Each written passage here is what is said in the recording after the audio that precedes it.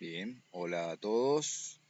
Ya me imagino que me estaban extrañando, así que les voy a grabar este pequeño videito para explicar un poquito el trabajo que tienen que hacer. Eh, Ahí en la actividad les estoy dejando el link del libro directamente para que puedan bajárselo, descargárselo de internet y trabajar con él. Esta entrega, que es la cuarta entrega que van a ser de los cuadernillos, que obviamente yo también se las voy a mandar por el grupo de WhatsApp y vamos a intentar cargarla en el aula virtual, consta de 3 entregas, ¿sí? Una para el 24 de mayo, una para el 1 de junio y otra para el 8 de junio. En este video voy a tratar de explicarles la primera entrega.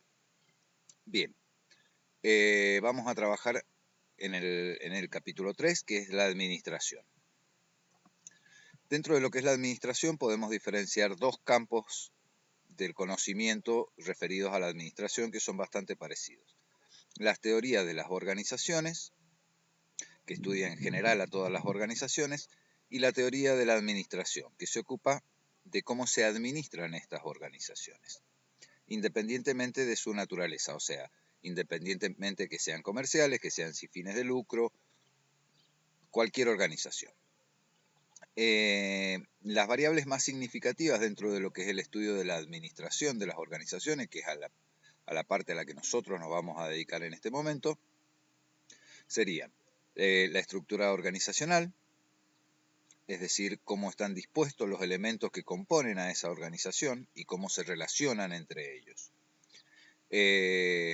Esta estructura organizacional está constituida por básicamente la división del trabajo, es decir, no todos hacen todo, sino que cada uno tiene su trabajo asignado.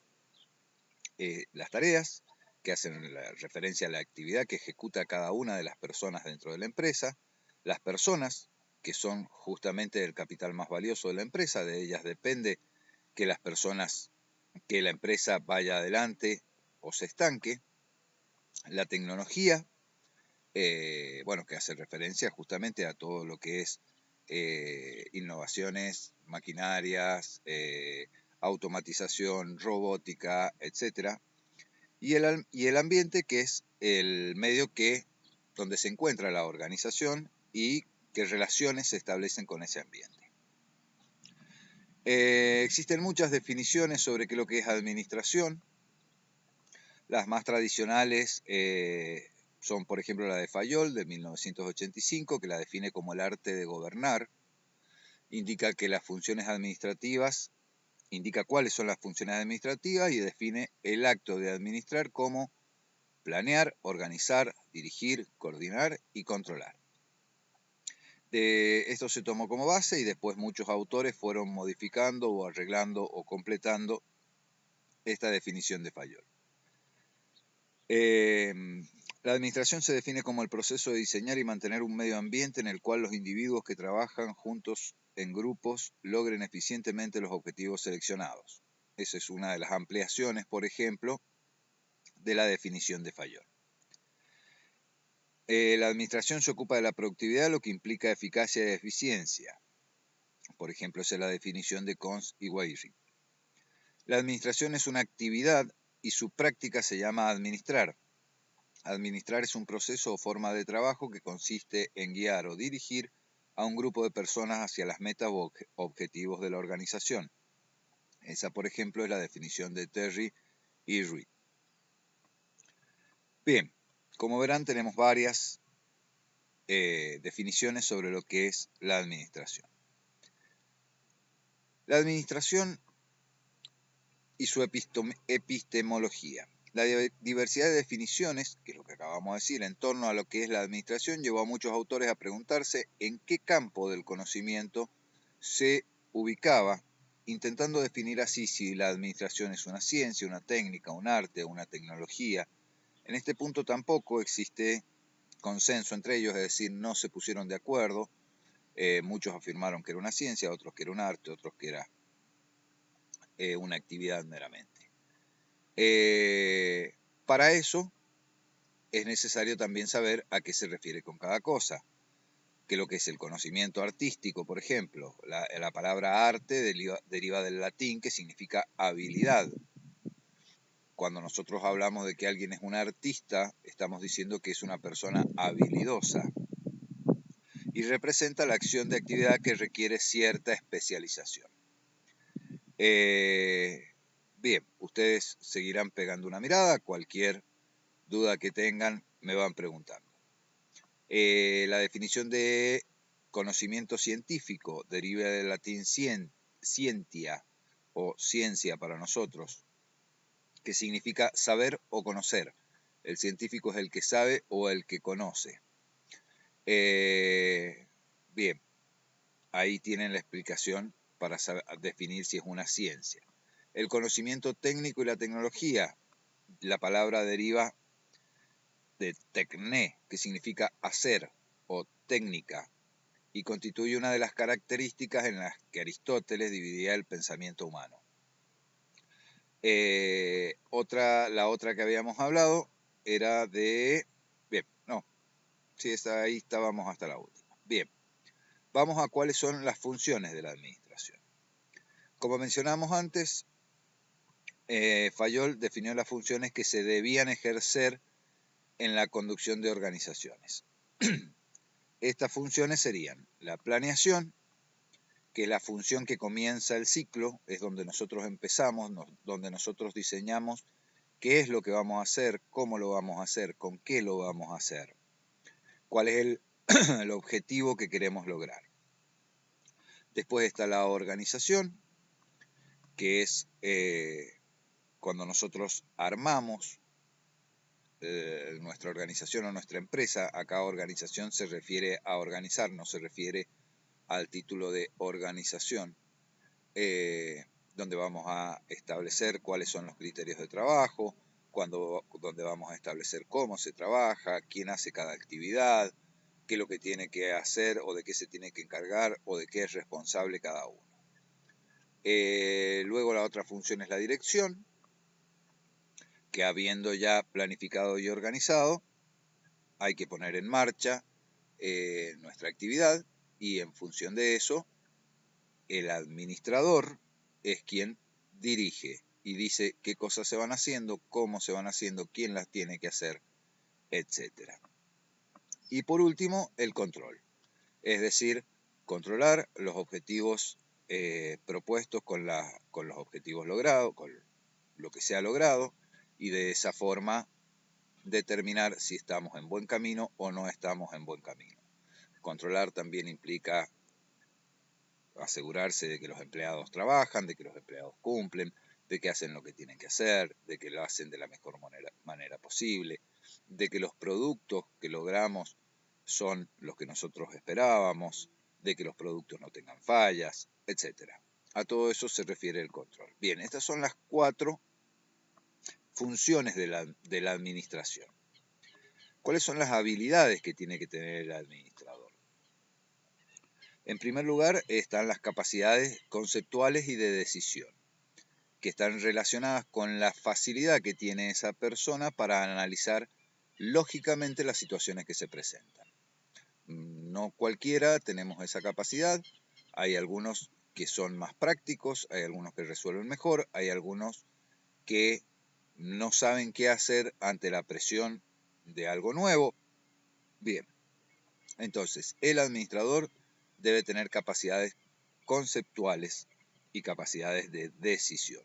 Tiene que saber qué es lo que está haciendo y cómo se debe modificar ante cualquier problema que ocurra. Además, además de estas habilidades, también se requiere tener capacidad técnica, ¿sí? El administrador debe saber cómo organizar su empresa, debe saber cómo transmitir lo que quiere decir, cómo controlar, cómo hablar con los empleados, si tiene que llamar la atención al empleado, de qué forma hacerlo. Capacidades técnicas.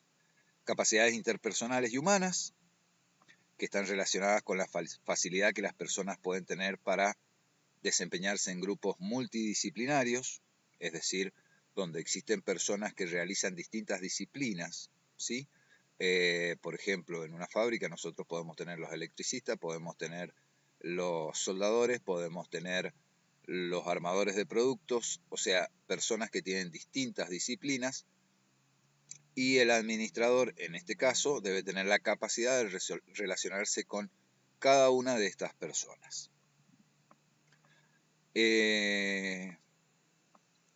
Los roles del administrador. Los roles interpersonales son aquellos que involucran establecer relaciones con las personas dentro de la organización y fuera de ella. Las funciones asociadas a estos roles son, bien, esto es lo que estábamos hablando, o sea, relacionarse con las demás personas. Entonces, ¿cuáles son? Representación. Es una función con características protocolares y simbólicas, tales como concurrir a actos, inauguraciones, conferencias, dar la cara, ¿sí? Ser la cara de la empresa, representar a la empresa. La empresa la tienen que ver en la cara nuestra. Liderazgo. Es el responsable por llevar adelante lo que se ha propuesto, por lo tanto tiene que saber guiar y motivar a los empleados, como también así a los clientes o a los proveedores. Enlace.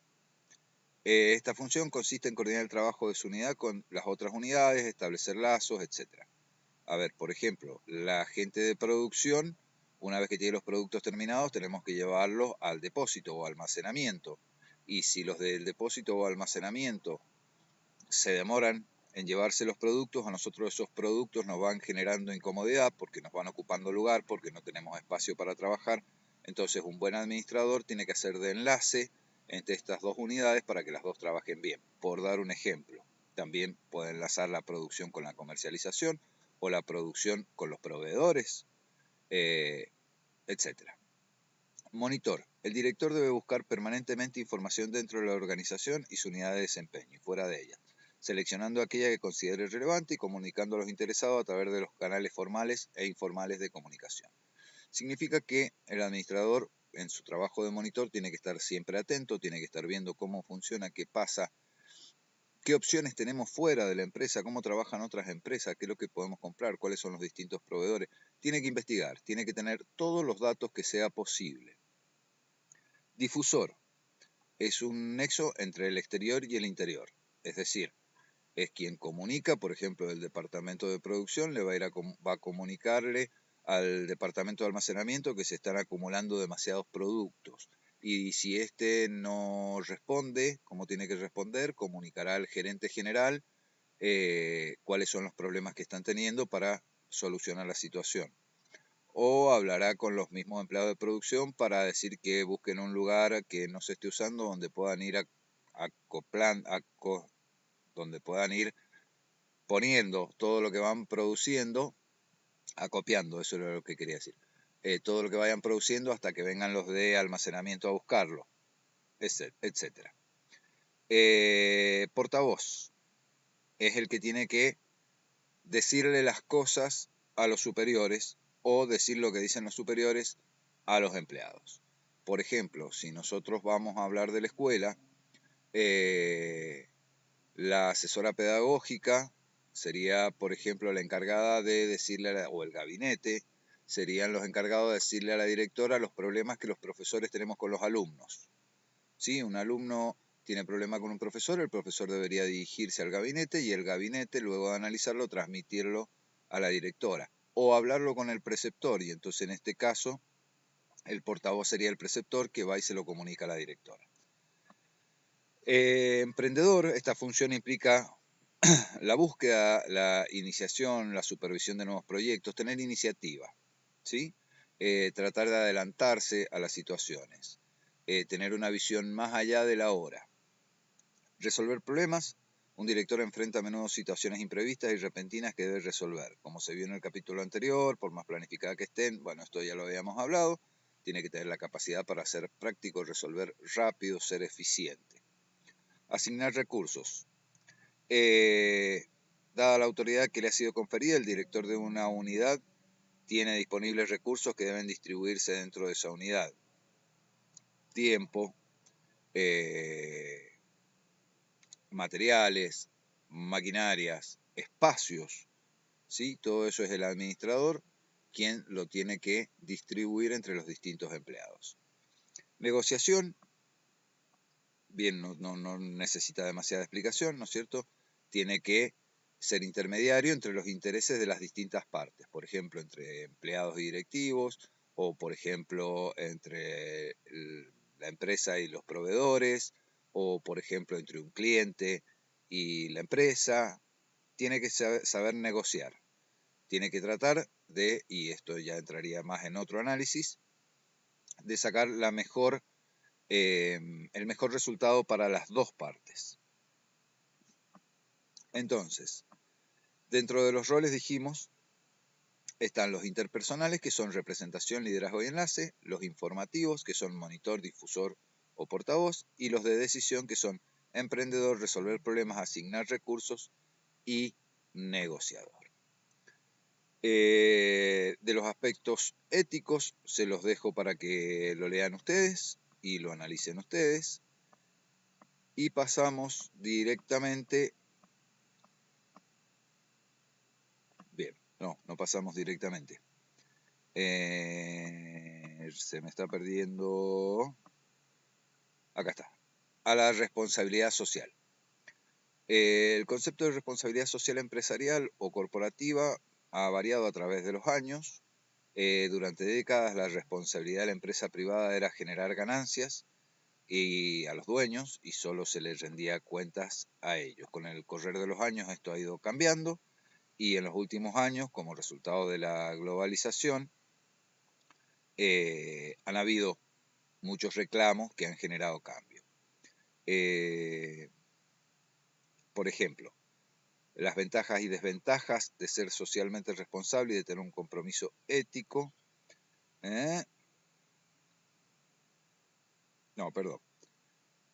Acá. En el siglo XXI se exige un cambio de paradigma que lleve a incorporar la responsabilidad social empresarial en los ideales y la cultura que identifican a las organizaciones, no como un medio, sino como un fin. A ver, ¿a qué nos referimos con todo esto de responsabilidad social?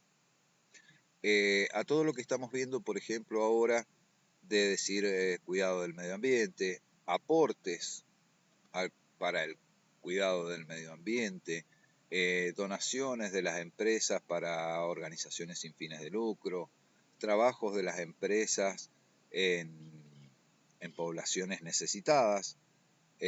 Muchas veces cuando hablamos de necesitadas no solo nos referimos económicamente, pueden estar necesitadas en otro sentido, como en sentido de capacitación o de información. Hay muchas empresas, por ejemplo, en este momento que están capacitando a los adultos mayores sobre cómo usar los canales electrónicos para cobrar sus jubilaciones o para hacer sus pagos y así no tener que salir de la casa. Todo esto es lo que se denomina responsabilidad social, que por ahí no tiene nada que ver con la empresa, ¿sí? Porque, por ejemplo, puede ser una empresa que se dedica a vender golosinas, pero parte de su actividad la dedica a hacer esos aportes para mejorar la sociedad. Algunos ejemplos son políticas de personal que respeten los derechos de los trabajadores y que favorezcan el desarrollo de los miembros de la organización. A ver, muchas veces hemos hablado de la forma de trabajo de Silicon Valley o Google, donde, por ejemplo, los empleados no tienen un horario fijo establecido, donde pueden asistir al gimnasio, andar en bicicleta o llevar el perro al trabajo, donde tienen permitido comer o descansar dentro de las horas de trabajo y dentro de la misma empresa. A eso se refiere con estas políticas de personal. Obviamente, eliminación de discriminaciones de raza, nacionalidad, clase, etcétera, que puedan existir en la organización. Promoción de la igualdad de oportunidades para todos los miembros de la organización, independientemente de su género. Esto no hace falta explicarlo mucho, ¿no es cierto? Se habla mucho y se escucha mucho en las noticias. Muchas veces vemos noticias donde en un mismo trabajo un varón cobra más que lo que cobra una mujer, lo cual no es lógico, dado que al mismo trabajo corresponde la misma remuneración.